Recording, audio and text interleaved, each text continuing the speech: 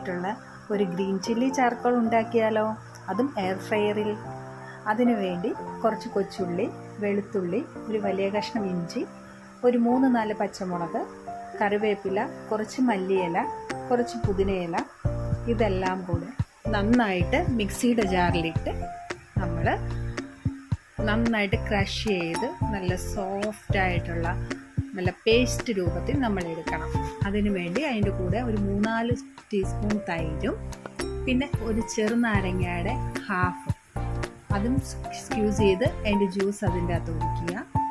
എന്നിട്ട് നന്നായിട്ട് അടച്ച് ഒന്ന് നല്ല പരുവത്തിൽ അരച്ചെടുക്കുക.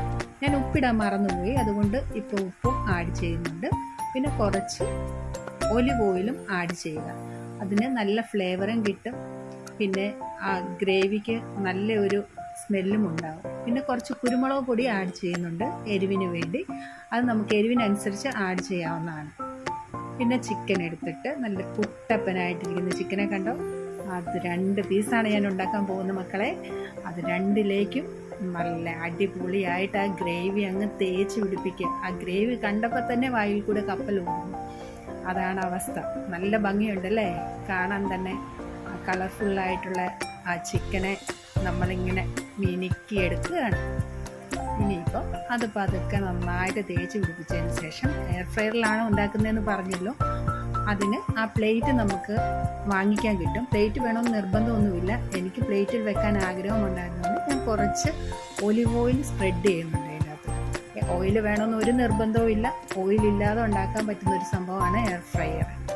എന്നിട്ട് പതുക്കെ നമ്മുടെ ആ ചിക്കൻ പീസസ് ഓരോ പീസായിട്ട് എടുത്ത് എയർ ഫ്രയറിലേക്ക് വെക്കുക. അത് വെക്കുമ്പോഴത്തേക്കിന് കുറച്ച് സ്പേസ് ഇട്ട് വേണം 2 പീസും വെക്കാനായിട്ട്.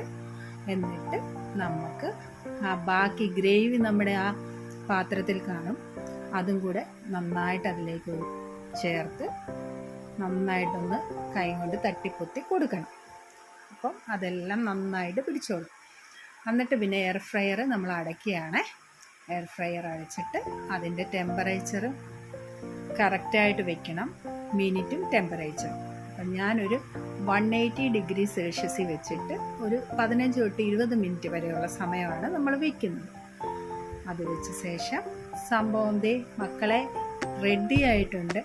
20 മിനിറ്റിന് ശേഷം ഞാൻ ഒന്നുകൂടെ തിരിച്ചിട്ടിട്ട് ഒരു പ്രാവശ്യം കൂടെ 20 മിനിറ്റ് വെച്ചിരുന്നു. ഇപ്പം നോക്കിയേ എന്ത് രസമാണ് കാണാൻ തന്നെ. കാണുമ്പം തന്നെ വായിക്കൂടെ വെള്ളം ഒഴുകുന്നില്ലേ? അതുപോലെ ഇതിൻ്റെ കൂടെ നമുക്ക് കുബൂസോ മയണൈസോ ഒക്കെ കൂട്ടി കഴിക്കാവുന്നതാണ്.